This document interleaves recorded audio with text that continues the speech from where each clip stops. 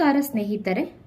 CA ಇಂಟರ್ನ company law and other law revision in Kannada. So the foreign exchange management act 99 ಚಾಪ್ಟರ್ನ ಕನ್ನಡದಲ್ಲಿ quick ಆಗಿ revision ಮಾಡೋಣ ಬನ್ನಿ. ಮೊದಲನೇದಾಗಿ ಫೀಚರ್ಸ್ ಆಫ್ ಫೆಮಾ. ಸೊ ಫೆಮಾನ ಪ್ರಮುಖ ಲಕ್ಷಣಗಳು ತಿಳಿಯೋಣ. ನಿವಾಸಿ ಮತ್ತು ಅನಿವಾಸಿಗಳ ನಡುವಿನ ವ್ಯವಹಾರ. ಭಾರತದ ನಿವಾಸಿಗಳು ಅಂದರೆ ರೆಸಿಡೆಂಟ್ ಮತ್ತೆ ನಾನ್ ರೆಸಿಡೆಂಟ್ ನಡುವಿನ ಹಣಕಾಸು ವ್ಯವಹಾರಗಳನ್ನು ಇದು ನಿಯಂತ್ರಿಸುತ್ತೆ. ಹೂಡಿಕೆಗಳ ನಿಯಂತ್ರಣ. ಅನಿವಾಸಿಗಳು ಅಂದರೆ ನಾನ್ ರೆಸಿಡೆಂಟ್ ಭಾರತದಲ್ಲಿ ಮಾಡುವ ಇನ್ವೆಸ್ಟ್ಮೆಂಟ್ ಮತ್ತೆ ರೆಸಿಡೆಂಟ್ ವಿದೇಶದಲ್ಲಿ ಮಾಡುವಂತಹ ಇನ್ವೆಸ್ಟ್ಮೆಂಟ್ಗಳನ್ನ ನಿರ್ವಹಿಸುತ್ತೆ. ಚಾಲ್ತಿ ಖಾತೆ ವ್ಯವಹಾರಗಳ ಮುಕ್ತತೆ. ಚಾಲ್ತಿ ಖಾತೆ ಅಂದರೆ ಕರೆಂಟ್ ಅಕೌಂಟ್ ವ್ಯವಹಾರಗಳಿಗೆ ಮುಕ್ತ ಅವಕಾಶವಿದ್ದು ಅಗತ್ಯವಿದ್ದಲ್ಲಿ ಸರ್ಕಾರವು ತರ್ಕಬದ್ಧ ನಿರ್ಬಂಧಗಳನ್ನು ವಿಧಿಸಬಹುದು. RBI ಮತ್ತೆ ಸೆಂಟ್ರಲ್ ಗವರ್ಮೆಂಟ್ನ ನಿಯಂತ್ರಣ. ಕ್ಯಾಪಿಟಲ್ ಅಕೌಂಟ್ ಟ್ರಾನ್ಸಾಕ್ಷನ್ಗಳ ಮೇಲೆ RBI ಮತ್ತೆ ಸೆಂಟ್ರಲ್ ಗವರ್ಮೆಂಟ್ ನಿಯಂತ್ರಣವನ್ನು ಹೊಂದಿರುತ್ತದೆ. ಎಕ್ಸ್ಪೋರ್ಟ್ ಆದಾಯದ ಮರುಪಾವತಿ. ಎಕ್ಸ್ಪೋರ್ಟ್ ಮಾಡಲಾದಂತಹ ಸರಕುಗಳ ಆದಾಯವನ್ನ ದೇಶದ ಒಳಗೆ ತರುವುದನ್ನು ರಿಪ್ಯಾಟ್ರಿಯೇಷನ್ ಅನ್ನು ಕಡ್ಡಾಯಗೊಳಿಸುತ್ತದೆ. ಅಧಿಕೃತ ವ್ಯಕ್ತಿಗಳ ಮೂಲಕ ವ್ಯವಹಾರ. ವಿದೇಶಿ ವಿನಿಮಯ ವ್ಯವಹಾರಗಳನ್ನು ಕೇವಲ ಅಧಿಕೃತ ವ್ಯಕ್ತಿಗಳಾದ ಆಥರೈಸ್ ಡೀಲರ್ ಆರ್ ಮನಿ ಚೇಂಜರ್ ಆಫ್ಶೋರ್ ಬ್ಯಾಂಕಿಂಗ್ ಯೂನಿಟ್ ಮೂಲಕನೇ ಮಾಡಬೇಕು. ಅಪರಾಧಗಳ ತೀರ್ಪು ಮತ್ತು ರಾಜಿ. ಕಾಯ್ದೆಯ ಉಲ್ಲಂಘನೆಗೆ ದಂಡನೆ ಮತ್ತು ರಾಜಿ ಕಾಂಪೌಂಡಿಂಗ್ ಆಫ್ ಅಫೆನ್ಸ್ ಮಾಡಿಕೊಳ್ಳೋದಕ್ಕೆ ಅವಕಾಶವಿದೆ. ಜಾರಿ ನಿರ್ದೇಶನಾಲಯದಿಂದ ತನಿಖೆ. ಕಾಯ್ದೆಯಡಿ ಬರುವ ಅಪರಾಧಗಳನ್ನು ಜಾರಿ ನಿರ್ದೇಶನಾಲಯ ಅಂದರೆ ಡೈರೆಕ್ಟರೇಟ್ ಎನ್ಫೋರ್ಸ್ಮೆಂಟ್ ED ತನಿಖೆಯನ್ನ ಮಾಡುತ್ತೆ. ಮೇಲ್ಮನವಿ ಸೌಲಭ್ಯ. ತೀರ್ಪುಗಳ ವಿರುದ್ಧ ಸ್ಪೆಷಲ್ ಡೈರೆಕ್ಟರ್ ಅಪೀಲ್ ಮತ್ತು ಅಪೆಲೇಟ್ ಟ್ರಿಬ್ಯುನಲ್ಗೆ ಮೇಲ್ಮನವಿಯನ್ನ ಸಲ್ಲಿಸುವುದಕ್ಕೆ ಅವಕಾಶವಿದೆ. Preamble, extent and applications. Preamble ವಿದೇಶಿ ವ್ಯಾಪಾರ ಮತ್ತು ಪಾವತಿಗಳನ್ನು ಎಕ್ಸ್ಟರ್ನಲ್ ಟ್ರೇಡ್ ಮತ್ತೆ ಪೇಮೆಂಟ್ ಸುಲಭಗೊಳಿಸುವುದು ಹಾಗೂ ಭಾರತದಲ್ಲಿ ವಿದೇಶಿ ವಿನಿಮಯ ಮಾರುಕಟ್ಟೆನ ವ್ಯವಸ್ಥಿತವಾಗಿ ಅಭಿವೃದ್ಧಿಪಡಿಸುವುದು ಈ ಆಕ್ಟ್ನ ಮುಖ್ಯ ಉದ್ದೇಶವಾಗಿದೆ. Extent and application section 1. ಈ ಕಾಯ್ದೆಯು ಇಡೀ ಭಾರತಕ್ಕೆ ಅನ್ವಯಿಸುತ್ತದೆ. ಇದರೊಂದಿಗೆ PRI ಭಾರತದ ನಿವಾಸಿಯೊಬ್ಬರು ವಿದೇಶದಲ್ಲಿ ಹೊಂದಿರುವ ಅಥವಾ ನಿಯಂತ್ರಿಸುವ ಎಲ್ಲ ಬ್ರಾಂಚ್ ಆಫೀಸ್ ಏಜೆನ್ಸಿಗಳಿಗೂ ಇದು ಅನ್ವಯಿಸುತ್ತೆ. ಕಮೆನ್ಸ್ಮೆಂಟ್. ಈ ಕಾಯ್ದೆಯು ಜೂನ್ 1, 2000ದಿಂದ ಜಾರಿಗೆ ಬಂದಿದೆ. Important definitions. Capital account transaction section 2 subsection E. ಭಾರತದ ನಿವಾಸಿಯೊಬ್ಬರು ವಿದೇಶದಲ್ಲಿ ಹೊಂದಿರುವ ಆಸ್ತಿ ಅಥವಾ ಹೊಣೆಗಾರಿಕೆಗಳನ್ನು ಆಕಸ್ಮಿಕ ಹೊಣೆಗಾರಿಕೆಗಳು ಸೇರಿ ಅಥವಾ ವಿದೇಶಿ ನಿವಾಸಿಯೊಬ್ಬರು ಭಾರತದಲ್ಲಿ ಹೊಂದಿರುವ ಆಸ್ತಿ ಅಥವಾ ಹೊಣೆಗಾರಿಕೆಗಳನ್ನು ಬದಲಾಯಿಸುವ ವ್ಯವಹಾರವನ್ನು ಇದು ಸೂಚಿಸುತ್ತದೆ. Current account transaction section 2 subsection J. ಬಂಡವಾಳ ಖಾತೆ ವ್ಯವಹಾರವನ್ನು ಹೊರತುಪಡಿಸಿ ಉಳಿದೆಲ್ಲ ವ್ಯವಹಾರಗಳು ಇದರ ಅಡಿಯಲ್ಲಿ ಬರುತ್ತವೆ. ವಿದೇಶಿ ವ್ಯಾಪಾರ, ಸೇವೆಗಳು ಮತ್ತು ಸಾಮಾನ್ಯ ವ್ಯವಹಾರದ ಅಡಿಯಲ್ಲಿ ಮಾಡಲಾಗುವ ಪಾವತಿಗಳು ಹಾಗೂ ಅಲ್ಪಾವಧಿಯ ಬ್ಯಾಂಕಿಂಗ್ ಸೌಲಭ್ಯಗಳು. ಸಾಲದ ಮೇಲಿನ ಬಡ್ಡಿ ಮತ್ತೆ ಹೂಡಿಕೆಯಿಂದ ಬರುವಂತಹ ನಿವ್ವಳ ಆದಾಯದ ಪಾವತಿಗಳು. ವಿದೇಶದಲ್ಲಿ ವಾಸಿಸುತ್ತಿರುವ ಪೋಷಕರು, ಸ್ಪೌಸ್ ಮತ್ತು ಮಕ್ಕಳ ಜೀವನೋಪಾಯಕ್ಕಾಗಿ ಕಳಿಸುವಂತಹ ಹಣ. ಪೋಷಕರು, ಸಂಗಾತಿ ಮತ್ತು ಮಕ್ಕಳ ವಿದೇಶಿ ಪ್ರವಾಸ, ಶಿಕ್ಷಣ ಮತ್ತು ವೈದ್ಯಕೀಯ ಚಿಕಿತ್ಸೆಯ expenses. Person resident in India ಇದರ ಅಡಿಯಲ್ಲಿ ಕೆಲವಿನರು ಬರುತ್ತಾರೆ. ಪ್ರಿಸೀಡಿಂಗ್ ಫೈನಾನ್ಷಿಯಲ್ ಇಯರ್ ಭಾರತದಲ್ಲಿ 182 ದಿನಗಳಿಗಿಂತ ಹೆಚ್ಚು ಕಾಲ ವಾಸವಾಗಿದ್ದ ವ್ಯಕ್ತಿ. ಆದರೆ ಇದರಲ್ಲಿ ಕೆಳಗಿನವರು ಒಳಗೊಳ್ಳೋದಿಲ್ಲ. ಯಾರಂದ್ರೆ ಭಾರತದಿಂದ ಹೊರಗೆ ಹೋದವರು ಅಥವಾ ವಿದೇಶದಲ್ಲಿ ಇರುವವರು, ವಿದೇಶದಲ್ಲಿ ಉದ್ಯೋಗ ಪಡೆದಾಗ ಅಥವಾ ಕೆಲಸಕ್ಕಾಗಿ ಹೋದಾಗ, ವಿದೇಶದಲ್ಲಿ ವ್ಯವಹಾರ ಅಥವಾ ವೃತ್ತಿ ನಡೆಸಲು ಹೋದಾಗ, ಅನ್ಸರ್ಟನ್ ಪೀರಿಯಡ್ಗೋಸ್ಕರ ವಿದೇಶದಲ್ಲಿ ಉಳಿಯುವ ಉದ್ದೇಶವನ್ನು ತೋರ್ಪಡಿಸುವ ಸಂದರ್ಭದಲ್ಲಿ.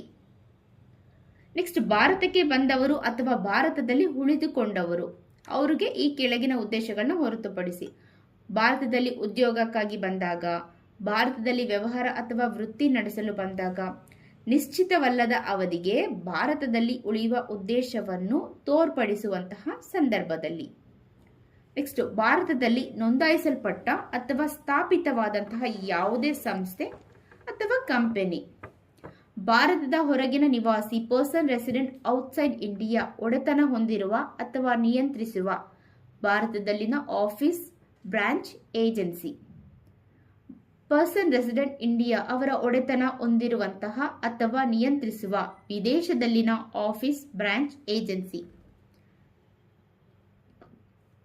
ಅದರ್ ಡೆಫಿನೇಷನ್ಸ್: ವಿದೇಶದಲ್ಲಿ ವಾಸಿಸುವ ವ್ಯಕ್ತಿ person resident outside India section 2 subsection W ಭಾರತದ ನಿವಾಸಿಯಲ್ಲದ ಅಂದರೆ PRI ಅಲ್ಲದ ಯಾವುದೇ ವ್ಯಕ್ತಿಯನ್ನ PROI ಅಂತ ಕರೆಯಲಾಗುತ್ತೆ. ಪರ್ಸನ್ ಸೆಕ್ಷನ್ 2 ಸಬ್ಸೆಕ್ಷನ್ U ಇದರಲ್ಲಿ ವ್ಯಕ್ತಿ ಅಂದರೆ individual, HAF, company, firm, AOP ಮತ್ತು ಯಾವುದೇ ಕಚೇರಿ ಅಥವಾ ಬ್ರಾಂಚ್ ಒಳಗೊಂಡಿರುತ್ತೆ. ಕರೆನ್ಸಿ ಸೆಕ್ಷನ್ 2 ಸಬ್ಸೆಕ್ಷನ್ H ಎಲ್ಲ ಕರೆನ್ಸಿ ನೋಟುಗಳು, ಪೋಸ್ಟಲ್ ನೋಟುಗಳು, ಮನಿ orders, check, draft, travellers cheque, letter of credit, promissory ನೋಟ್ಗಳು ಮತ್ತು ಕ್ರೆಡಿಟ್ ಕಾರ್ಡ್ಗಳನ್ನು ಇದು ಒಳಗೊಂಡಿರುತ್ತೆ. Authorised person section 2 subsection C ವಿದೇಶಿ ವಿನಿಮಯ ಅಥವಾ ವಿದೇಶಿ ಸೆಕ್ಯುರಿಟಿಗಳಲ್ಲಿ ವ್ಯವಹರಿಸಲು RBIನಿಂದ ಸೆಕ್ಷನ್ 2 ಸಬ್ಸೆಕ್ಷನ್ 1 ಅಡಿಯಲ್ಲಿ ಪರವಾನಗಿ ಪಡೆದ ಅಧಿಕೃತ ಡೀಲರ್, ಮನಿ ಚೇಂಜರ್ ಅಥವಾ offshore banking unit. Currency note section 2 subsection I ನಾಣ್ಯಗಳು, ಕಾಯಿನ್ಸ್ ಮತ್ತು ಬ್ಯಾಂಕ್ ನೋಟುಗಳ ರೂಪದಲ್ಲಿರುವ ನಗದನ್ನ ಇದು ಒಳಗೊಂಡಿರುತ್ತೆ. ಎಕ್ಸ್ಪೋರ್ಟ್ ಸೆಕ್ಷನ್ 2 ಸಬ್ಸೆಕ್ಷನ್ L ಭಾರತದಿಂದ ಹೊರಗಿನ ಯಾವುದೇ ಸ್ಥಳಕ್ಕೆ ಸರಕುಗಳನ್ನ ಕೊಂಡೊಯ್ಯೋದು, ಭಾರತದಿಂದ ವಿದೇಶದಲ್ಲಿರುವ ಯಾವುದೇ ವ್ಯಕ್ತಿಗೆ ಸೇವೆಗಳನ್ನ ಒದಗಿಸೋದಾಗಿದೆ. ಫಾರಿನ್ ಕರೆನ್ಸಿ ಭಾರತೀಯ ಕರೆನ್ಸಿಯನ್ನ ಹೊರತುಪಡಿಸಿ ಉಳಿದೆಲ್ಲ ಕರೆನ್ಸಿಯು ಕೂಡ ಫಾರಿನ್ ಕರೆನ್ಸಿ ಆಗಿರುತ್ತೆ. ಫಾರಿನ್ ಎಕ್ಸ್ಚೇಂಜ್ ವಿದೇಶಿ ಕರೆನ್ಸಿಯೊಂದಿಗೆ ಕೆಳಗಿನವುಗಳು ಇದರ ಅಡಿಯಲ್ಲಿ ಬರುತ್ತವೆ.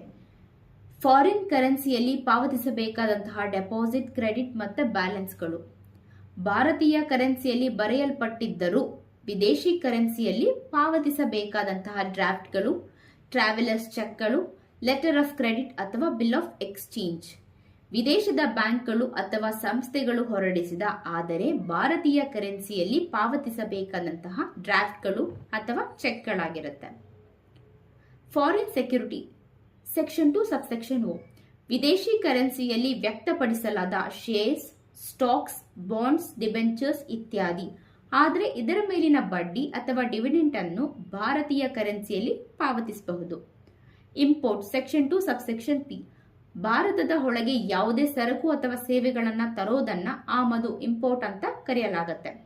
ಟ್ರಾನ್ಸ್ಫರ್ ಸೆಕ್ಷನ್ 2 ಸಬ್ಸೆಕ್ಷನ್ ZE ಮಾರಾಟ, ಖರೀದಿ, ವಿನಿಮಯ, ಮಾರ್ಟ್ಗೇಜ್, ಪ್ಲೆಡ್ಜ್, ಗಿಫ್ಟ್, ಸಾಲ ಅಥವಾ ಹಕ್ಕಿನ ವರ್ಗಾವಣೆಯನ್ನ ಇದು ಒಳಗೊಂಡಿರುತ್ತೆ. Types of transactions capital account transaction section 6 ಕಾನೂನಿನ ಅಡಿಯಲ್ಲಿ ಅನುಮತಿಸದ ಹೊರತು ಇವುಗಳನ್ನು ಯಾವಾಗಲೂ ನಿಷೇಧಿಸಲ್ಪಟ್ಟಿರುತ್ತದೆ, ಅಂದ್ರೆ ಆಲ್ವೇಸ್ ಪ್ರಾಹಿಬಿಟೆಡ್. ಇದನ್ನ 2 ಭಾಗಗಳಾಗಿ ವಿಂಗಡಿಸಲಾಗಿದೆ. ಒಂದು ಡೆಟ್ ಇನ್ಸ್ಟ್ರೂಮೆಂಟ್, ಇದನ್ನ RBI ನಿಯಂತ್ರಣ ಮಾಡುತ್ತೆ ಮತ್ತೆ ಇದಕ್ಕೆ ಸಂಬಂಧಿಸಿದ ನಿಯಮಗಳನ್ನ RBI ರೂಪಿಸುತ್ತೆ. ಇನ್ನೊಂದು ನಾನ್ ಡೆಟ್ ಇನ್ಸ್ಟ್ರೂಮೆಂಟ್ಸ್, ಇದನ್ನ ಸೆಂಟ್ರಲ್ ಗವರ್ಮೆಂಟ್ ನಿಯಂತ್ರಣ ಮಾಡುತ್ತೆ ಮತ್ತೆ ಇದಕ್ಕೆ ಸಂಬಂಧಿಸಿದಂತಹ ನಿಯಮಗಳನ್ನ ಸೆಂಟ್ರಲ್ ಗವರ್ಮೆಂಟ್ ರೂಪಿಸುತ್ತೆ. ಕರೆಂಟ್ ಅಕೌಂಟ್ ಟ್ರಾನ್ಸಾಕ್ಷನ್ಸ್ ಸೆಕ್ಷನ್ 5 ಕಾನೂನಿನ ಅಡಿಯಲ್ಲಿ ನಿಷೇಧಿಸದ ಹೊರತು ಇವುಗಳಿಗೆ ಯಾವಾಗಲೂ ಅನುಮತಿ ಇರುತ್ತೆ, ಆಲ್ವೇಸ್ ಪರ್ಮಿಟೆಡ್. ಇದನ್ನ ಕೇಂದ್ರ ಸರ್ಕಾರ ನಿಯಂತ್ರಣ ಮಾಡುತ್ತೆ ಮತ್ತೆ ಇದಕ್ಕೆ ಬೇಕಾದಂತಹ ನಿಯಮಗಳನ್ನು ಕೂಡ ಕೇಂದ್ರ ಸರ್ಕಾರನೇ ರೂಪಿಸುತ್ತೆ. ಕರೆಂಟ್ ಅಕೌಂಟ್ ಟ್ರಾನ್ಸಾಕ್ಷನ್ಸ್ ಸೆಕ್ಷನ್ 5 ಅಡಿಯಲ್ಲಿ ಯಾವುದೇ ವ್ಯಕ್ತಿಯು ಅಧಿಕೃತ ವ್ಯಕ್ತಿಯ ಅಂದ್ರೆ ಆಥರೈಸ್ ಪರ್ಸನ್ ಮೂಲಕ ಕರೆಂಟ್ ಅಕೌಂಟ್ ಟ್ರಾನ್ಸಾಕ್ಷನ್ಗಾಗಿ ವಿದೇಶಿ ವಿನಿಮಯವನ್ನ ಪಡೆಯಬಹುದು ಅಥವಾ ಮಾರಾಟ ಮಾಡಬಹುದು. ಸಾರ್ವಜನಿಕ ಹಿತಾಸಕ್ತಿಯನ್ನ ಗಮನದಲ್ಲಿಟ್ಟುಕೊಂಡು RBI ಜೊತೆ ಸಮಾಲೋಚಿಸಿ ಕೇಂದ್ರ ಸರ್ಕಾರ ಇದರ ಮೇಲೆ ತರ್ಕಬದ್ಧ ನಿರ್ಬಂಧಗಳನ್ನ ವಿಧಿಸಬಹುದು. ಕೇಂದ್ರ ಸರ್ಕಾರವು ವಿದೇಶಿ ವಿನಿಮಯ ನಿರ್ವಹಣಾ ಕರೆಂಟ್ ಅಕೌಂಟ್ ಟ್ರಾನ್ಸಾಕ್ಷನ್ ನಿಯಮಗಳು 2000 ಅನ್ನು ಜಾರಿಗೆ ತಂದಿದೆ. ಇದನ್ನ 3 ವರ್ಗಗಳಾಗಿ ವಿಂಗಡಿಸಲಾಗಿದೆ. ಸ್ಕೆಡ್ಯೂಲ್ 1 ಸಂಪೂರ್ಣವಾಗಿ ನಿಷೇಧಿಸಲಾದಂತಹ ಕರೆಂಟ್ ಅಕೌಂಟ್ ಟ್ರಾನ್ಸಾಕ್ಷನ್. ಸ್ಕೆಡ್ಯೂಲ್ 2 ಅಲ್ಲಿ ಕೇಂದ್ರ ಸರ್ಕಾರದ ಪೂರ್ವಾನುಮತಿ ಅಗತ್ಯವಿರುವಂತಹ ವ್ಯವಹಾರ. ಸ್ಕೆಡ್ಯೂಲ್ 3 ನಲ್ಲಿ RBIನ ಪೂರ್ವ ಅನುಮತಿ ಅಗತ್ಯವಿರುವಂತಹ ವ್ಯವಹಾರಗಳು. ಈ 3ರಲ್ಲೂ ಬರದ ಇತರ ಯಾವುದೇ ಕರೆಂಟ್ ಅಕೌಂಟ್ ಟ್ರಾನ್ಸಾಕ್ಷನ್ಗಳನ್ನು ಮುಕ್ತವಾಗಿ ಮಾಡಬಹುದು. ಸ್ಕೆಡ್ಯೂಲ್ 1 ಸಂಪೂರ್ಣವಾಗಿ ನಿಷೇಧಿಸಲಾದಂತಹ ವ್ಯವಹಾರಗಳು. ಲಾಟರಿಲಿ ಗೆದ್ದ ಹಣವನ್ನ ವಿದೇಶಕ್ಕೆ ಕಳಿಸೋದು, ಹಾರ್ಸ್ ರೇಸ್ ಸವಾರಿ ಅಥವಾ ಇತರ ಯಾವುದೇ ಹವ್ಯಾಸಗಳಿಂದ ಬಂದ ಆದಾಯವನ್ನ ವಿದೇಶಕ್ಕೆ ಕಳಿಸೋದು, ಲಾಟರಿ ಟಿಕೆಟ್ಗಳು, ನಿಷೇಧಿತ ಮ್ಯಾಗಝಿನ್ಗಳು, ಫುಟ್ಬಾಲ್ ಪೂಲ್ಗಳು, ಸ್ವೀಪ್ ಸ್ಟೇಕ್ಸ್ಗಳು ಇತ್ಯಾದಿಗಳ ಖರೀದಿಗೆ ಹಣ ಕಳಿಸೋದು. ಭಾರತೀಯ ಕಂಪನಿಗಳು ವಿದೇಶದಲ್ಲಿ ಹೊಂದಿರುವಂತ ಜಾಯಿಂಟ್ ವೆಂಚರ್ನ ಅಥವಾ ಸಂಪೂರ್ಣ ಒಡೆತನದ ಅಂಗಸಂಸ್ಥೆಗಳಲ್ಲಿ ಓಲಿ ಓನ್ಡ್ ಸಬ್ಸಿಡಿಯರಿಗಳಲ್ಲಿ ಈಕ್ವಿಟಿ ಹೂಡಿಕೆಗಾಗಿ ಮಾಡಿದ ರಫ್ತಿನ ಮೇಲೆ ಕಮಿಷನ್ನ ಪಡೆಯೋದು. ಡಿವಿಡೆಂಡ್ ಬ್ಯಾಲೆನ್ಸಿಂಗ್ ನಿಯಮ ಅನ್ವಯವಾಗುವಂತಹ ಕಂಪನಿಗಳು ಡಿವಿಡೆಂಡ್ ಹಣವನ್ನ ವಿದೇಶಕ್ಕೆ ಕಳಿಸೋದು. ರುಪೀ ಸ್ಟೇಟ್ ಕ್ರೆಡಿಟ್ ರೂಟ್ ಅಡಿಯಲ್ಲಿ ರಫ್ತುಗಳ ಮೇಲೆ ಕಮಿಷನ್ ಪಾವತಿಸೋದು. ಚಹಾ ಮತ್ತು ತಂಬಾಕು ರಫ್ತಿನ ಇನ್ವಾಯ್ಸ್ ಮೌಲ್ಯದ 10% ವರೆಗೆ ಕಮಿಷನ್ ಮಾತ್ರ ಎಕ್ಸೆಂಪ್ಷನ್ ಇದೆ. ಟೆಲಿಫೋನ್ಗಳ ಕಾಲ್ ಬ್ಯಾಕ್ ಸರ್ವಿಸಸ್ ಸಂಬಂಧಿಸಿದ ಪಾವತಿಗಳು. ಅನಿವಾಸಿ ವಿಶೇಷ ರೂಪಾಯಿ ಯೋಜನೆ ಅಂದ್ರೆ ನಾನ್ ರೆಸಿಡೆಂಟ್ ಸ್ಪೆಷಲ್ ರುಪಿ ಸ್ಕೀಮ್ ಖಾತೆಯಲ್ಲಿ ಇಟ್ಟಿರುವ ನಿಧಿಯ ಮೇಲಿನ ಬಡ್ಡಿಯ ಆದಾಯವನ್ನ ವಿದೇಶಕ್ಕೆ ಕಳಿಸೋದು. ಶೆಡ್ಯೂಲ್ 2 ಕೇಂದ್ರ ಸರ್ಕಾರದ ಪೂರ್ವಾನುಮತಿ ಬೇಕಾದಂತಹ ವ್ಯವಹಾರಗಳು. ಸಾಂಸ್ಕೃತಿಕ ಪ್ರವಾಸಗಳು, ಮಾನವ ಸಂಪನ್ಮೂಲ ಅಭಿವೃದ್ಧಿ ಸಚಿವಾಲಯ, ಶಿಕ್ಷಣ ಮತ್ತು ಸಾಂಸ್ಕೃತಿಕ ಇಲಾಖೆ, ಸ್ಟೇಟ್ ಗವರ್ಮೆಂಟ್ ಮತ್ತು ಅದರ ಸಾರ್ವಜನಿಕ ವಲಯದ ಉದ್ಯಮಗಳು ವಿದೇಶಿ ಮುದ್ರಣ ಮಾಧ್ಯಮಗಳಲ್ಲಿ ಪ್ರಕಟಿಸುವಂತಹ ಜಾಹೀರಾತು ವೆಚ್ಚ USD 10,000ಕ್ಕಿಂತ ಹೆಚ್ಚಿದ್ರೆ ಅದಕ್ಕೆ ಹಣಕಾಸು ಸಚಿವಾಲಯ ಆರ್ಥಿಕ ವ್ಯವಹಾರ ಇಲಾಖೆ ಪರ್ಮಿಷನ್ ತಗೋಬೇಕು. ಆದರೆ ಇದರಲ್ಲಿ ಪ್ರವಾಸೋದ್ಯಮ, ವಿದೇಶಿ ಹೂಡಿಕೆ ಉತ್ತೇಜನ ಮತ್ತು ಅಂತಾರಾಷ್ಟ್ರೀಯ ಬಿಡ್ಡಿಂಗ್ಗಳಿಗೆ ಈ ಮಿತಿ 10,000 USD ಮಿತಿ ಅನ್ವಯಿಸೋದಿಲ್ಲ. PSUನಿಂದ ಚಾರ್ಟರ್ ಮಾಡಲಾದ ಹಡಗಿನ ಸರಕು ಸಾಗಣೆ ವೆಚ್ಚ ಫ್ರೈಟ್ ಮೇಲ್ಮೈ ಸಾರಿಗೆ ಸಚಿವಾಲಯ ಚಾರ್ಟರಿಂಗ್ ವಿಂಗ್.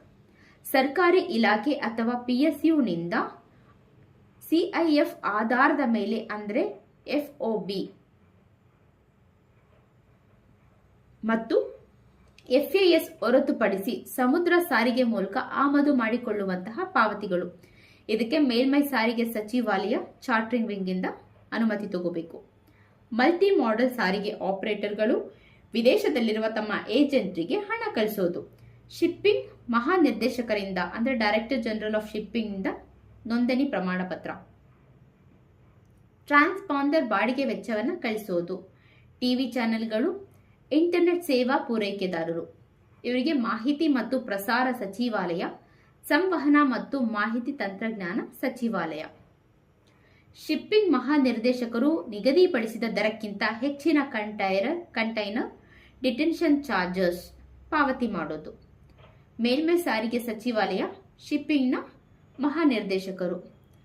ಅಂತಾರಾಷ್ಟ್ರೀಯ, ರಾಷ್ಟ್ರೀಯ, ರಾಜ್ಯ ಮಟ್ಟದ ಕ್ರೀಡಾ ಸಂಸ್ಥೆಗಳನ್ನು ಹೊರತುಪಡಿಸಿ ಇತರ ವ್ಯಕ್ತಿಗಳು ವಿದೇಶದಲ್ಲಿ ಕ್ರೀಡಾ ಚಟುವಟಿಕೆಗಳ ಪ್ರಶಸ್ತಿಯ ಮೊತ್ತ ಅಥವಾ ಪ್ರಾಯೋಜಕತ್ವಕ್ಕಾಗಿ ಸ್ಪಾನ್ಸರ್ಶಿಪ್ಗಾಗಿ USD 1,00,000ಕ್ಕಿಂತ ಹೆಚ್ಚು ಹಣ ಕಳಿಸೋದು. ಇದಕ್ಕೆ ಮಾನವ ಸಂಪನ್ಮೂಲ ಅಭಿವೃದ್ಧಿ ಸಚಿವಾಲಯ, ಯುವಜನ ವ್ಯವಹಾರ ಮತ್ತು ಕ್ರೀಡಾ ಇಲಾಖೆಯಿಂದ ಪರ್ಮಿಷನ್ ತಗೋಬೇಕು. PNI ಕ್ಲಬ್ನ ಸದಸ್ಯತ್ವಕ್ಕಾಗಿ ಹಣ ಕಳಿಸೋದು. ಇದಕ್ಕೆ ಹಣಕಾಸು ಸಚಿವಾಲಯ, ವಿಮಾ ವಿಭಾಗ. ಸ್ಕೆಡ್ಯೂಲ್ 3 RBIನ ಪೂರ್ವ ಅನುಮತಿ ಅಗತ್ಯವಿರುವಂತಹ ಟ್ರಾನ್ಸಾಕ್ಷನ್ಸ್. Facilities for individuals. ವ್ಯಕ್ತಿಗಳು ಲಿಬರಲೈಸ್ಡ್ ರೆಮಿಟೆನ್ಸ್ ಸ್ಕೀಮ್ ಅಡಿಯಲ್ಲಿ ಒಂದು ಹಣಕಾಸು ವರ್ಷದಲ್ಲಿ ಒಟ್ಟು USD 2,50,000 ವರೆಗೆ ಯಾವುದೇ ಅನುಮತಿ ಇಲ್ಲದೆ ವಿದೇಶಿ ವಿನಿಮಯ ಸೌಲಭ್ಯವನ್ನ ಪಡಿಬಹುದು. ಈ ಮಿತಿಯನ್ನು ಮೀರಿದ್ರೆ RBIನ ಪೂರ್ವಾನುಮತಿ ಕಡ್ಡಾಯವಾಗಿದೆ.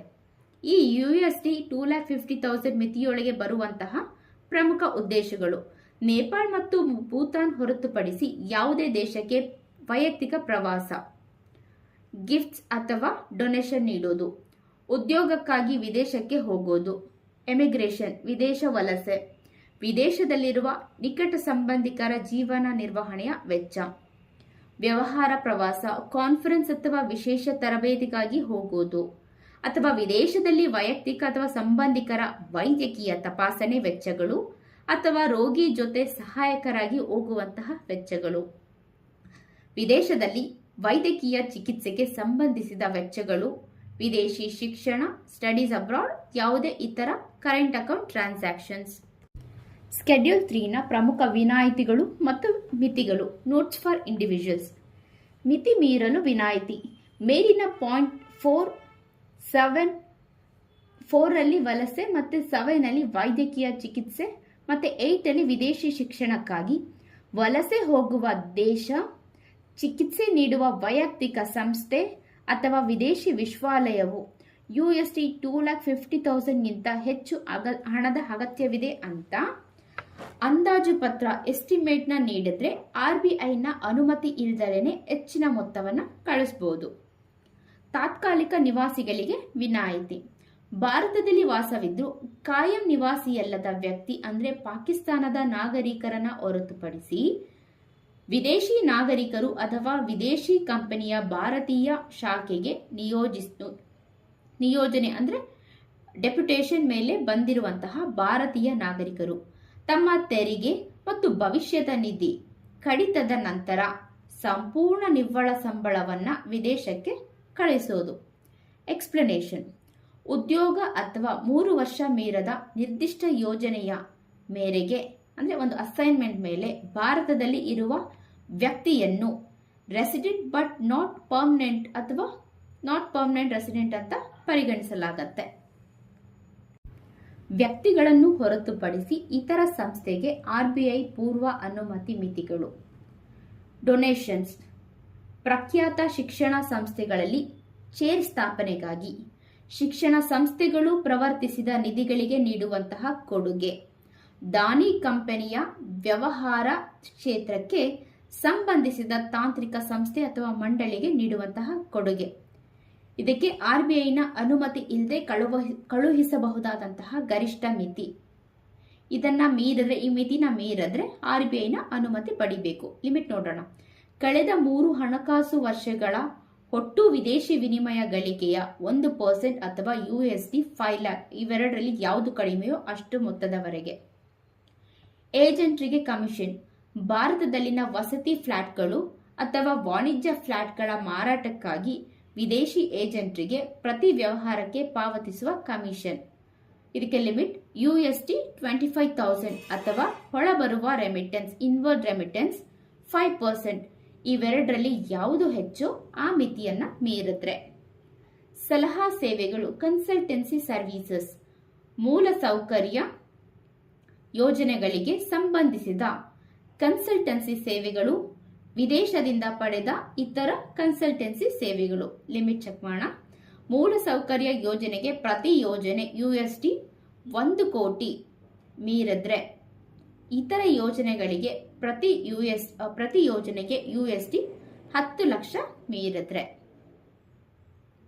ನೋಂದಣಿ ಪೂರ್ವ ವೆಚ್ಚಗಳ ಮರುಪಾವತಿ: ಭಾರತದಲ್ಲಿನ ಘಟಕವೊಂದು ವಿದೇಶಿ ಹೂಡಿಕೆದಾರರು ಸಂಸ್ಥೆಯ ಸ್ಥಾಪನೆಗೆ ಮುನ್ನ ಮಾಡಿದ ವೆಚ್ಚಗಳನ್ನು ಮರುಪಾವತಿ ಮಾಡೋದು. ಇದಕ್ಕಿರುವಂತಹ ಲಿಮಿಟ್ಸ್: ಭಾರತಕ್ಕೆ ತಂದ ಒಟ್ಟು ಹೂಡಿಕೆಯ 5% ಅಥವಾ USD 1 lakh ಇವೆರಡರಲ್ಲಿ ಯಾವುದು ಹೆಚ್ಚು ಆ ಮಿತಿನ ಮೀರಿದ್ರೆ. ಎಕ್ಸೆಂಪ್ಷನ್ ಫ್ರಮ್ ಅಪ್ರೂವಲ್: ಅನುಮೋದನೆಯಿಂದ ವಿನಾಯಿತಿ. ಕೆಳಗಿನ ಖಾತೆಗಳಿಂದ ಹಣವನ್ನು ವಿದೇಶಕ್ಕೆ ಕಳುಹಿಸಲು ಸೆಂಟ್ರಲ್ ಗವರ್ಮೆಂಟ್ ಅಥವಾ RBIನ ಯಾವುದೇ ಪೂರ್ವ ಅನುಮೋದನೆಯ ಅಗತ್ಯ ಇಲ್ಲ. Remittance from resident foreign currency account ನಿಯಮ: RFC ಖಾತೆಯಿಂದ ಮಾಡಲಾಗುವ ಯಾವುದೇ ವಿದೇಶಿ ಹಣದ ಪಾವತಿಗೆ ಯಾವುದೇ ಅನುಮತಿ ಬೇಕಾಗಿಲ್ಲ. EEFC ಖಾತೆಯಿಂದ remittance: remittance from exchange earners foreign currency account. EEFC ಖಾತೆಯಿಂದ ಹಣ ಕಳುಹಿಸಲು ಸಾಮಾನ್ಯ ನಿಯಮದಂತೆ ಅನುಮತಿ ಬೇಕಿಲ್ಲ. ಆದರೆ ಈ 3 ವ್ಯವಹಾರಗಳಿಗೆ RBI ಅಥವಾ ಸರ್ಕಾರದ ನಿಯಂತ್ರಣಗಳು ಅನ್ವಯಿಸುತ್ತೆ.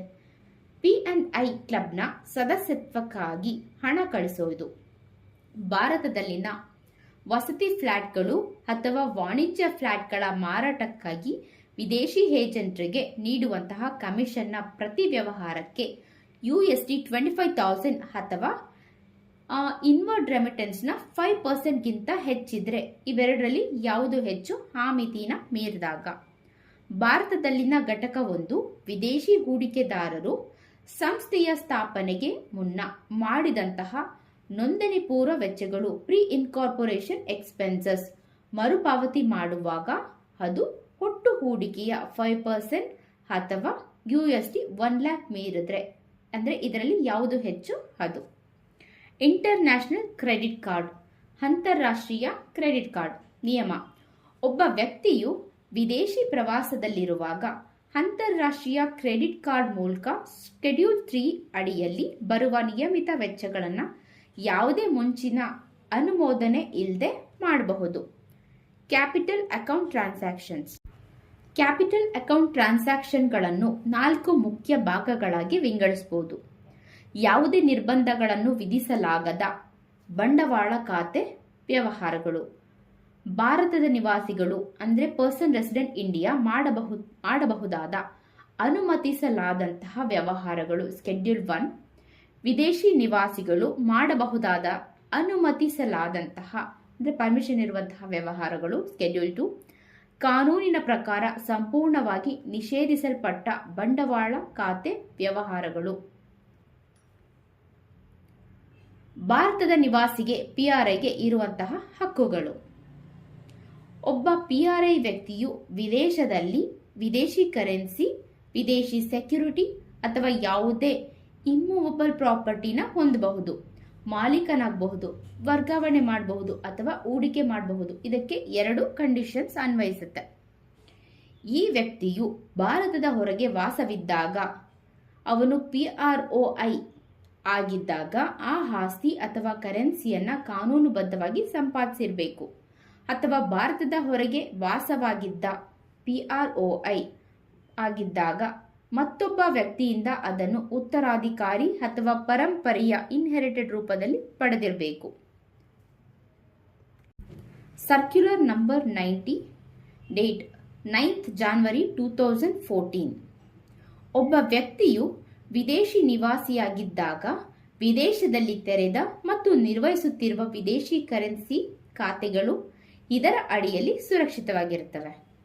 ಆ ವ್ಯಕ್ತಿಯು ವಿದೇಶದಲ್ಲಿದ್ದಾಗ ಅಲ್ಲಿನ ಉದ್ಯೋಗ, ವ್ಯವಹಾರ ಅಥವಾ ವೃತ್ತಿಯಿಂದ ಗಳಿಸಿದ ಆದಾಯ, ಅಥವಾ ಅವರು PROI ಆಗಿದ್ದಾಗ ಮಾಡಿದ ಇನ್ವೆಸ್ಟ್ಮೆಂಟ್ನಿಂದ ಬಂದಂತಹ ಗಳಿಕೆ, ಅಥವಾ ಅವರು ವಿದೇಶದಲ್ಲಿದ್ದಾಗ ಗಿಫ್ಟ್ ಅಥವಾ ಉತ್ತರಾಧಿಕಾರದ ಮೂಲಕ ಬಂದಂತಹ ಹಣವನ್ನು ಈ ಖಾತೆಯಲ್ಲಿ ಇಟ್ಕೋಬಹುದು.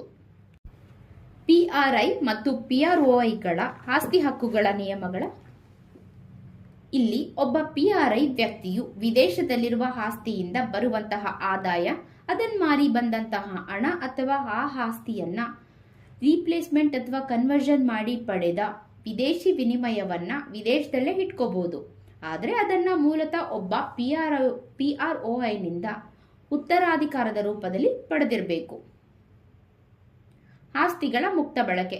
ಒಬ್ಬ PRI ವ್ಯಕ್ತಿಯು ವಿದೇಶದಲ್ಲಿರುವ ತನ್ನ ಎಲ್ಲ ಅರ್ಹ ಆಸ್ತಿಗಳನ್ನ ಮತ್ತೆ ಅದರಿಂದ ಬರುವ ಆದಾಯ ಅಥವಾ ಮಾರಾಟದ ಹಣವನ್ನ ಭಾರತಕ್ಕೆ ತಂದ ನಂತರವೂ ವಿದೇಶದಲ್ಲಿ ಹೊಸ ಹೂಡಿಕೆಗಳನ್ನು ಮಾಡಲು RBIನ ಯಾವುದೇ ಪೂರ್ವ ಅನುಮೋದನೆ ಇಲ್ಲದೆ ಮುಕ್ತವಾಗಿ ಬಳಸಬಹುದು. ಆದರೆ ಈ ವ್ಯವಹಾರದ ವೆಚ್ಚವನ್ನ ಸಂಪೂರ್ಣವಾಗಿ ಅವರದೇ ವಿದೇಶಿ ಆಸ್ತಿ ಆದಾಯದಿಂದ ಭರಿಸಬೇಕೇ ಹೊರತು ಫೆಮಾ ನಿಯಮಗಳ ಉಲ್ಲಂಘನೆ ಆಗಬಾರದು.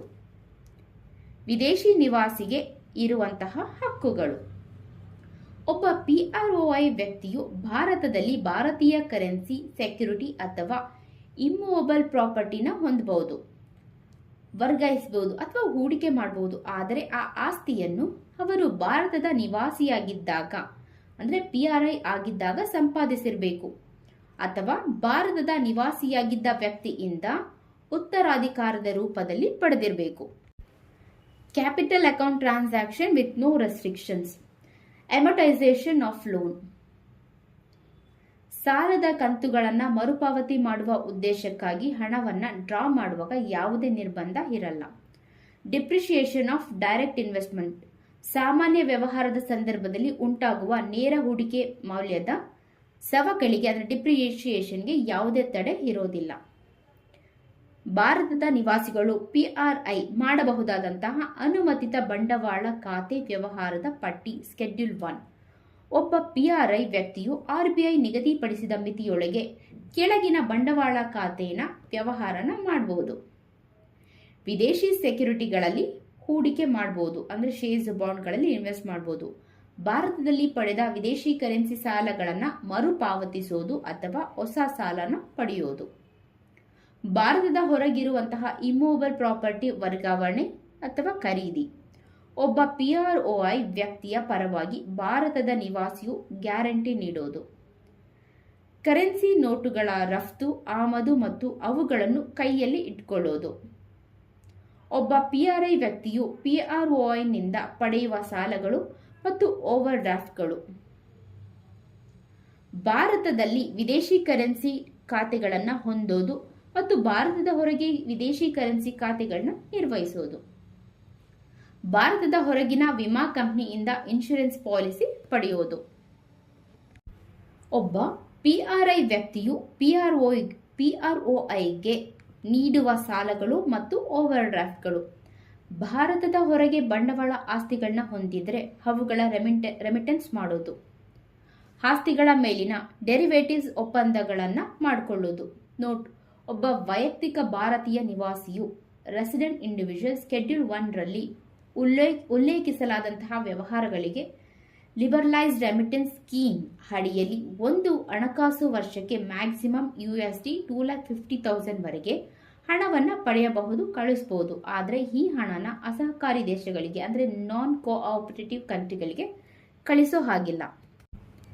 PROIಗಳ ಅವರುಗಳು ಮಾಡಬಹುದಾದಂತಹ ಅನುಮತಿತ ಬಂಡವಾಳ ಖಾತೆ ವ್ಯವಹಾರದ ಪಟ್ಟಿ ಸ್ಕೆಡ್ಯೂಲ್ 1. ಒಬ್ಬ PROI ವ್ಯಕ್ತಿಯು ಭಾರತದಲ್ಲಿ ಕೆಳಗಿನ ವ್ಯವಹಾರನ ನಡೆಸೋದಕ್ಕೆ ಅವಕಾಶ ಇದೆ. ಭಾರತದಲ್ಲಿ ಹೂಡಿಕೆ ಮಾಡೋದು, ಭಾರತೀಯ ಕಂಪನಿ ಹೊರಡಿಸುವ ಶೇರ್ಸ್ ಅಥವಾ ಸೆಕ್ಯೂರಿಟೀಸ್ನ ಖರೀದಿ ಮಾಡೋದು, ಭಾರತದಲ್ಲಿನ ಪಾರ್ಟ್ನರ್ಶಿಪ್ ಫರ್ಮ್ ಅಥವಾ ಪ್ರೊಪ್ರೈಟರಿ ಸಂಸ್ಥೆಗಳ ಬಂಡವಾಳಕ್ಕೆ ತನ್ನ ಕೊಡುಗೆಯನ್ನು ಹೂಡೋದು, ಭಾರತದಲ್ಲಿನ ಇಮ್ಮೂವಬಲ್ ಪ್ರಾಪರ್ಟಿ ಖರೀದಿಸುವುದು ಅಥವಾ ವರ್ಗಾಯಿಸುವುದು. ಒಬ್ಬ PRI ವ್ಯಕ್ತಿಯ ಪರವಾಗಿ ಆತನ ಪರವಾಗಿ ಜವಾಬ್ದಾರಿ ಹೊತ್ತು ಗ್ಯಾರಂಟಿನ ನೀಡೋದು. ಭಾರತದ ಒಳಗೆ ಅಥವಾ ಹೊರಗೆ ಕರೆನ್ಸಿ ನೋಟ್ಗಳನ್ನು ಇಂಪೋರ್ಟ್ ಎಕ್ಸ್ಪೋರ್ಟ್ ಮಾಡೋದು. ಒಬ್ಬ PRI ಮತ್ತು PROI ನಡುವೆ ಠೇವಣಿಗಳು ಅಂದರೆ ಡೆಪಾಸಿಟ್ ಇಡೋದು. ಭಾರತದಲ್ಲಿ ವಿದೇಶಿ ಕರೆನ್ಸಿ ಬ್ಯಾಂಕ್ ಅಕೌಂಟ್ನ ನಿರ್ವಹಣೆ ಮಾಡೋದು. ಭಾರತದಲ್ಲಿರುವ ಬಂಡವಾಳ ಆಸ್ತಿಗಳ ಮಾರಾಟದ ಆದಾಯವನ್ನು ವಿದೇಶಕ್ಕೆ ಕಳಿಸೋದು. ಭಾರತದಲ್ಲಿ ಡೆರಿವೇಟಿವ್ ಒಪ್ಪಂದಗಳನ್ನ ಮಾಡಿಕೊಳ್ಳೋದು. Prohibited capital account transactions. ಯಾವುದೇ ಒಬ್ಬ PROI ವ್ಯಕ್ತಿಯು ಭಾರತದಲ್ಲಿ ಕೆಳಗಿನ ಕ್ಷೇತ್ರಗಳಲ್ಲಿ ಯಾವುದೇ ರೂಪದಲ್ಲೂ ಬಂಡವಾಳ ಹೂಡಿಕೆನ ಮಾಡುವಂತಿಲ್ಲ. Chit fund business. Register of chit ಅಥವಾ ರಾಜ್ಯ ಸರ್ಕಾರವು RBI ಜೊತೆ ಸಮಾಲೋಚಿಸಿ ಅನಿವಾಸಿ ಭಾರತೀಯರಿಗೆ ಅಂದರೆ NRIsಗೆ ಬ್ಯಾಂಕಿಂಗ್ ಚಾನೆಲ್ ಮೂಲಕ ಹಣ ಹೂಡಲು ಮತ್ತು ಆ ಹಣನ ಮರಳಿ ವಿದೇಶಕ್ಕೆ ಕೊಂಡೊಯ್ಯದ ನಾನ್ ರಿಪ್ಯಾಟ್ರಿಯೇಷನ್ ಷರತ್ತಿನ ಮೇಲೆ ವಿನಾಯಿತಿನ ನೀಡಬಹುದು. Nidhi company. Agricultural or plantation activities. Real estate business. Real estate ವ್ಯವಹಾರ ಅಂದರೆ ಕೇವಲ ಜಮೀನು ಮಾರಿ ಲಾಭ ಮಾಡೋದಾಗಿದೆ. ಆದರೆ ಟೌನ್ಶಿಪ್ಗಳ ಅಭಿವೃದ್ಧಿ, ವಸತಿ ಅಥವಾ ವಾಣಿಜ್ಯ ಕಟ್ಟಡದ ನಿರ್ಮಾಣ, ರಸ್ತೆ ಅಥವಾ ಸೇತುವೆ ನಿರ್ಮಾಣ, ರಿಯಲ್ ಎಸ್ಟೇಟ್ ಇನ್ವೆಸ್ಟ್ಮೆಂಟ್ ಟ್ರಸ್ಟ್ಗಳಲ್ಲಿ ಹೂಡಿಕೆ ಮಾಡೋದನ್ನ ನಿಷೇಧಿತ ರಿಯಲ್ ಎಸ್ಟೇಟ್ ವ್ಯವಹಾರ ಅಂತ ಪರಿಗಣಿಸಲಾಗೋದಿಲ್ಲ. ಅಂದರೆ ಇವುಗಳಿಗೆ ಅನುಮತಿ ಇದೆ. ವರ್ಗಾಯಿಸಬಹುದಾದ ಅಭಿವೃದ್ಧಿ ಹಕ್ಕುಗಳ ವ್ಯಾಪಾರ. ಟ್ರೇಡಿಂಗ್ ಇನ್ transferable development rights TDRs. TDR ಅಂದರೆ ಸಾರ್ವಜನಿಕ ಉದ್ದೇಶಕ್ಕಾಗಿ ಸರ್ಕಾರಕ್ಕೆ ಭೂಮಿನ ಬಿಟ್ಕೊಟ್ಟು ಮಾಲೀಕನಿಗೆ ಸಿಗುವ ಬದಲಿ ಪ್ರಮಾಣ ಪತ್ರವಾಗಿದ್ದು, ಇದರ ಮರುಮಾರಾಟ ವ್ಯಾಪಾರವನ್ನ PROI ಮಾಡುವಂತಿಲ್ಲ. ಯಾವುದೇ ಒಬ್ಬ PRI ವ್ಯಕ್ತಿಯು ಕೇಂದ್ರ ಸರ್ಕಾರದ ಪೂರ್ವಾನುಮತಿ ಇಲ್ಲದೆ democratic people republic of Korea ದೇಶದ ನಾಗರಿಕ ಅಥವಾ ಅಲ್ಲಿನ ಕಂಪನಿ ಜೊತೆ ಯಾವುದೇ ಬಂಡವಾಳ ಅಕೌಂಟ್ ವ್ಯವಹಾರವನ್ನು ನಡೆಸುವಂತಿಲ್ಲ. ಉತ್ತರ ಕೊರಿಯಾದೊಂದಿಗೆ ಈಗಾಗಲೇ ಇರುವಂತಹ ಹಳೆಯ ಹೂಡಿಕೆ ವ್ಯವಹಾರಗಳನ್ನು ಆಕ್ಟ್ ಆದೇಶ ಹೊರಬಂದ 180 ದಿನದ ಒಳಗಾಗಿ ಅಂದರೆ 21 ಏಪ್ರಿಲ್ 2017 ರ ಆದೇಶದಂತೆ ಸೆಂಟ್ರಲ್ ಗವರ್ಮೆಂಟ್ನ ಅನುಮತಿ ಇಲ್ಲದಿದ್ದರೆ ಸಂಪೂರ್ಣವಾಗಿ ಮುಚ್ಚಿ ಅಥವಾ ರದ್ದುಗೊಳಿಸಿ ಲಿಕ್ವಿಡೇಟ್ ಮಾಡಬೇಕು. ಲಿಬರಲೈಸ್ಡ್ ರೆಮಿಟೆನ್ಸ್ ಸ್ಕೀಮ್ LRS ಯೋಜನೆಯಡಿ ಅಪ್ರಾಪ್ತ ವಯಸ್ಕರು ಅಂದರೆ ಮೈನರ್ ಸೇರಿದಂತೆ ಭಾರತದ ಎಲ್ಲಾ ನಿವಾಸಿ ವ್ಯಕ್ತಿಗಳು ಒಂದು ಫೈನಾನ್ಷಿಯಲ್ ಇಯರ್ ಅಲ್ಲಿ ಒಟ್ಟು $250,000 ವರೆಗೆ ಯಾವುದೇ ಅನುಮತಿ ಇಲ್ಲದೆ ವಿದೇಶಕ್ಕೆ ಮುಕ್ತವಾಗಿ ಹಣವನ್ನು ಕಳಿಸಬಹುದು. ಇದನ್ನ ಕರೆಂಟ್ ಅಕೌಂಟ್ ಅಥವಾ ಕ್ಯಾಪಿಟಲ್ ಅಕೌಂಟ್ ವ್ಯವಹಾರಕ್ಕಾಗಿ ಅಥವಾ ಎರಡರ ಸಂಯೋಜನೆಗಾಗಿ ಬಳಸಬಹುದು. ಅಪ್ರಾಪ್ತ ವಯಸ್ಕರ ನಿಯಮ: ಒಂದು ವೇಳೆ ಹಣ ಕಳಿಸುವ ವ್ಯಕ್ತಿ ಅಪ್ರಾಪ್ತ ವಯಸ್ಕನಾಗಿದ್ರೆ LRS ಘೋಷಣಾ ಫಾರ್ಮ್ಗೆ ಡಿಕ್ಲರೇಷನ್ ಫಾರ್ಮ್ಗೆ ಅವರ ನ್ಯಾಚುರಲ್ ಗಾರ್ಡಿಯನ್ ಕಡ್ಡಾಯವಾಗಿ ಸೈನ್ ಮಾಡಬೇಕು. ಈ ಸೌಲಭ್ಯವು ಕೇವಲ ವ್ಯಕ್ತಿಗಳಿಗೆ ಮಾತ್ರ ಲಭ್ಯವಿದ್ದು ಕಾರ್ಪೊರೇಟ್ಗಳು, ಪಾರ್ಟ್ನರ್ಶಿಪ್ ಫರ್ಮ್, HUF ಅಥವಾ ಟ್ರಸ್ಟ್ಗಳಿಗೆ ಅನ್ವಯಿಸುವುದಿಲ್ಲ. ಕನ್ಸಾಲಿಡೇಷನ್: ಕುಟುಂಬದ ಸದಸ್ಯರು ತಮ್ಮ ವೈಯಕ್ತಿಕ ಮಿತಿಗಳನ್ನು ಪ್ರತಿ ವ್ಯಕ್ತಿಗೆ $250,000 ಒಟ್ಟುಗೂಡಿಸಿ ಜಂಟಿಯಾಗಿ ಹಣನ ಕಳಿಸಬಹುದು. ಆದರೆ ಅದಕ್ಕೆ ಕುಟುಂಬದ ಇತರ ಸದಸ್ಯರು ಸಹ ಫೆಮಾ ಷರತ್ತುಗಳನ್ನ ಪೂರೈಸಬೇಕು.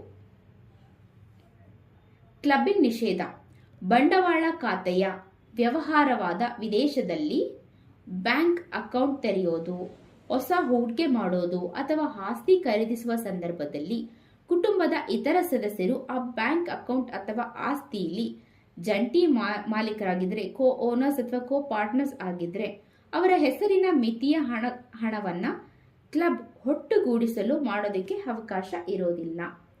ಸೆಕ್ಷನ್ 3 ಡೀಲಿಂಗ್ ಇನ್ ಫಾರಿನ್ ಎಕ್ಸ್ಚೇಂಜ್ ಎಕ್ಸೆಟ್ರಾ.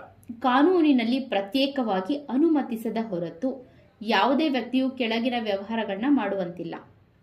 ಅಧಿಕೃತ ವ್ಯಕ್ತಿಯಲ್ಲದ ಅಂದರೆ ಆಥರೈಸ್ಡ್ ಪರ್ಸನ್ ಅಲ್ಲದ ಯಾವುದೇ ವ್ಯಕ್ತಿಯೊಂದಿಗೆ ವಿದೇಶಿ ವಿನಿಮಯ ಅಥವಾ ವಿದೇಶಿ ಸೆಕ್ಯೂರಿಟಿಗಳನ್ನ ಖರೀದಿ ಮಾಡೋದು, ಮಾರಾಟ ಮಾಡೋದು ಅಥವಾ ಟ್ರಾನ್ಸ್ಫರ್ ಮಾಡುವಂತಿಲ್ಲ.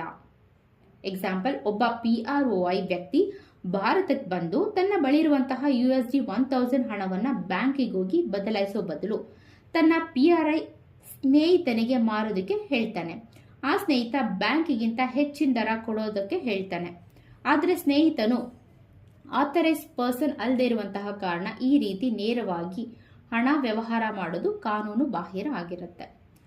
ಭಾರತದ ಹೊರಗಿರುವ ಯಾವುದೇ ನಿವಾಸಿಯು PROI ಪರವಾಗಿ ಅಥವಾ ಆತನ ಕ್ರೆಡಿಟ್ಗಾಗಿ ಯಾವುದೇ ರೀತಿಯಲ್ಲಿ ಹಣದ ಪಾವತಿ ಪೇಮೆಂಟ್ ಮಾಡಬಾರ್ದು. ಫಾರ್ ಎಕ್ಸಾಂಪಲ್, ಒಬ್ಬ PROI ವ್ಯಕ್ತಿಯು ಭಾರತದಲ್ಲಿ ಇನ್ಶೂರೆನ್ಸ್ ಪಾಲಿಸಿ ಹೊಂದಿರ್ತಾನೆ. ಅವನು ಭಾರತದಲ್ಲಿರುವ ತನ್ನ ಸಹೋದರನಿಗೆ ತನ್ನ ಪರವಾಗಿ ವಿಮೆಯ ಪ್ರೀಮಿಯಂ ಮೊತ್ತ $20,000 ಪಾವತಿ ಮಾಡಲಿಕ್ಕೆ ಹೇಳ್ತಾನೆ. ಇದು ಒಬ್ಬ PROIನ ಕ್ರೆಡಿಟ್ಗಾಗಿ ಪಾವತಿ ಮಾಡೋದ್ರಿಂದ ಅಧಿಕೃತ ಬ್ಯಾಂಕಿಂಗ್ ಚಾನೆಲ್ನ ಹೊರತುಪಡಿಸಿ ನೇರವಾಗಿ ಮಾಡೋದು ಅನುಮತಿ ಇಲ್ಲ. ಅಧಿಕೃತ ವ್ಯಕ್ತಿಯ ಆಥರೈಸ್ಡ್ ಪರ್ಸನ್ ಮೂಲಕ ಅಲ್ಲದೆ ಬೇರೆ ಯಾವುದೇ ರೂಪದಲ್ಲಿ ಒಪ್ಪಂದದ ಮೂಲಕ ಅಥವಾ ಭಾರತದ ಹೊರಗಿನ ವ್ಯಕ್ತಿಯ ಪರವಾಗಿ ಯಾವುದೇ ಭಾರತದಲ್ಲಿ ಹಣವನ್ನು ಸ್ವೀಕರಿಸಬಾರದು. ಫಾರ್ ಎಕ್ಸಾಂಪಲ್, ಒಬ್ಬ ವಿದೇಶಿ ಪ್ರವಾಸಿ ಭಾರತಕ್ಕೆ ಬಂದು ರೆಸ್ಟೋರೆಂಟ್ ಒಂದರಲ್ಲಿ ಊಟ ಮಾಡ್ತಾನೆ. ಅವನ ಊಟದ ಬಿಲ್ $20 ನಗದನ್ನು ನೇರವಾಗಿ ರೆಸ್ಟೋರೆಂಟ್ ಮಾಲೀಕನಿಗೆ ನೀಡಬೇಕು ಅಂತ ಅನ್ಕೊಂತಾನೆ. ಆದರೆ ಆ ರೆಸ್ಟೋರೆಂಟ್ ಮಾಲೀಕನಿಗೆ ವಿದೇಶಿ ಕರೆನ್ಸಿ ಸ್ವೀಕರಿಸಲು RBIನ ಮನಿ ಚೇಂಜರ್ಸ್ ಲೈಸೆನ್ಸ್ ಇಲ್ಲದೆ ಇದ್ರೆ ಅವನು ಆ ನಗದನ್ನು ನೇರವಾಗಿ ಪಡೆಯುವಾಗಿಲ್ಲ. ಪ್ರವಾಸಿಗನು ಅದನ್ನು ಅಧಿಕೃತ ಆಥರೈಸ್ಡ್ ಪರ್ಸನ್ ಮೂಲಕನೇ ಪೇ ಮಾಡಬೇಕು. ಭಾರತದ ಹೊರಗೆ ಯಾವುದೇ ಆಸ್ತಿ ಅಥವಾ ಹಕ್ಕನ್ನು ಸಂಪಾದಿಸಲು ಪರಿಗಣನೆಯಾಗಿ ಅಂದರೆ ಕನ್ಸಿಡರೇಷನ್ ಭಾರತದಲ್ಲಿ ಯಾವುದೇ ಹಣಕಾಸು ವ್ಯವಹಾರದಲ್ಲಿ ತೊಡಗಬಾರದು. ಇದನ್ನ ಸಾಮಾನ್ಯ ಭಾಷೆಯಲ್ಲಿ ಹವಾಲಾ ವ್ಯವಹಾರ ಅಂತ ಕರೆಯಲಾಗುತ್ತೆ. ಭಾರತದಲ್ಲಿರುವ ಒಬ್ಬ ವ್ಯಕ್ತಿ ದುಬೈನಲ್ಲಿರುವ ತನ್ನ ಸಹೋದರನಿಗೆ $1,000 ತಲುಪಿಸೋಕೆ ಬಯಸ್ತಾನೆ. ಅವನು ಭಾರತದಲ್ಲಿರುವ ಒಬ್ಬ ಹವಾಲಾ ಏಜೆಂಟ್ನಿಗೆ 70,000 ಹಣನ ನೀಡ್ತಾನೆ. ಆ ಏಜೆಂಟ್ ದುಬೈನಲ್ಲಿರುವ ತನ್ನ ಸಹಚರನ ಫ್ರೆಂಡ್ನ ಮೂಲಕ ಅಲ್ಲಿನ ಸಹೋದರನಿಗೆ USD 1,000 ತಲುಪಿಸ್ತಾನೆ. ಈ ರೀತಿ ವ್ಯವಹಾರವನ್ನು ಫೆಮಾ ಸೆಕ್ಷನ್ 3 ಅಡಿಯಲ್ಲಿ ಸಂಪೂರ್ಣವಾಗಿ ನಿಷೇಧಿಸಲಾಗಿದೆ. Section 4 holding of foreign exchange, ವಿದೇಶಿ ವಿನಿಮಯವನ್ನು ಕೈಯಲ್ಲಿ ಇಟ್ಕೊಳ್ಳೋದು. ಕಾಯ್ದೆಯಲ್ಲಿ ವಿಶೇಷವಾಗಿ ಅನುಮತಿಸಲಾದ ಸಂದರ್ಭಗಳನ್ನು ಹೊರತುಪಡಿಸಿ ಭಾರತದಲ್ಲಿ ವಾಸಿಸುವ ಯಾವುದೇ ವ್ಯಕ್ತಿಯು ಭಾರತದ ಹೊರಗಿರುವ ಯಾವುದೇ ವಿದೇಶಿ ಕರೆನ್ಸಿ, ವಿದೇಶಿ ಸೆಕ್ಯುರಿಟಿ, ಇಮ್ಮೂವಬಲ್ ಪ್ರಾಪರ್ಟಿಯನ್ನು ಕಾನೂನು ಬಾಹಿರವಾಗಿ ಗಳಿಸುವಂತಿಲ್ಲ, ಕೈಯಲ್ಲಿಟ್ಕೊಳ್ಳುವಂತಿಲ್ಲ, ಹಾಗೆ ಮಾಲೀಕನಾಗುವಂತಿಲ್ಲ ಅಥವಾ ಟ್ರಾನ್ಸ್ಫರ್ ಮಾಡೋ ಹಾಗಿಲ್ಲ. ಫಾರ್ ಎಕ್ಸಾಂಪಲ್, ಲಂಡನ್ನಲ್ಲಿರುವ ತನ್ನ ಚಿಕ್ಕಪ್ಪನಿಂದ ಭಾರತೀಯ ನಿವಾಸಿಯೊಬ್ಬ ಬ್ಯಾಂಕ್ ಅಕೌಂಟ್ಗೆ USD 10,000 ಹಣ ಜಮೆಯಾಗತ್ತೆ. ಆ ಭಾರತೀಯ ನಿವಾಸಿ ವಿದೇಶಿ ಹಣವನ್ನು ಹಾಗೆಯೇ ತನ್ನ ಬಳಿ ಇಟ್ಕೊಳ್ಳೋ ಹಾಗಿಲ್ಲ. ಸೆಕ್ಷನ್ 8 ಪ್ರಕಾರ ಅವರು ಆ ಹಣನ ನಿಗದಿತ ಅವಧಿಯೊಳಗೆ ಅಧಿಕೃತ ಡೀಲರ್ ಬಳಿ ಹೋಗಿ ಅದನ್ನು ಒಪ್ಪಿಸಿ ಭಾರತೀಯ ರುಪೀಸ್ಗೆ ಕನ್ವರ್ಟ್ ಮಾಡಿಸ್ಕೋಬೇಕು ಅಥವಾ ನಿಯಮಿತ ವಿದೇಶಿ ಖಾತೆಗೆ ಜಮಾ ಮಾಡಿಸ್ಕೋಬೇಕು. Enforcement of FEMA. ಸೆಕ್ಷನ್ 36 ವಿದೇಶಿ ವಿನಿಮಯ ವ್ಯವಹಾರಗಳ ಮೇಲಿನ ಒಟ್ಟಾರೆ ನಿಯಂತ್ರಣ ಮತ್ತು ಉಸ್ತುವಾರಿಯನ್ನು RBI ನಿರ್ವಹಿಸುತ್ತೆ. ಎನ್ಫೋರ್ಸ್ಮೆಂಟ್ ಆದರೆ ಫೆಮಾ ಕಾಯ್ದೆಯ ನಿಯಮಗಳ ಉಲ್ಲಂಘನೆ ಮತ್ತು ಅಪರಾಧಗಳ ತನಿಖೆ ನಡೆಸಿ ಕಾಯ್ದೆಯನ್ನು ಕಟ್ಟುನಿಟ್ಟಾಗಿ ಜಾರಿಗೊಳಿಸುವ ಜವಾಬ್ದಾರಿಯನ್ನು ಕೇಂದ್ರ ಸರ್ಕಾರವು ವಿಶೇಷವಾಗಿ ಸ್ಥಾಪಿಸಿರುವ ಡೈರೆಕ್ಟರೇಟ್ ಆಫ್ ಎನ್ಫೋರ್ಸ್ಮೆಂಟ್ಗೆ ವಹಿಸಿಕೊಟ್ಟಿದೆ. ಸ್ನೇಹಿತರೆ, ಫೆಮಾ ಚಾಪ್ಟರ್ ನಿಮ್ಮೆಲ್ರಿಗೂ ಇಷ್ಟ ಆಗಿದೆ ಅಂತ ಭಾವಿಸ್ತೀನಿ. ಸೊ ಈ ಚಾಪ್ಟರ್ನ ನಾವು ಕ್ವಿಕ್ ಆಗಿ 36-37 ಮಿನಿಟ್ಸಲ್ಲಿ ಕಂಪ್ಲೀಟ್ ಮಾಡಿದ್ದೀವಿ. ನಿಮಗೆ ಈ ವಿಡಿಯೋ ಇಷ್ಟ ಆಗಿದ್ರೆ ಲೈಕ್ ಮಾಡಿ, ಶೇರ್ ಮಾಡಿ, ಸಬ್ಸ್ಕ್ರೈಬ್ ಮಾಡೋದನ್ನು ಮರಿಬೇಡಿ. ಮುಂದಿನ ವಿಡಿಯೋದಲ್ಲಿ ಸಿಗೋಣ.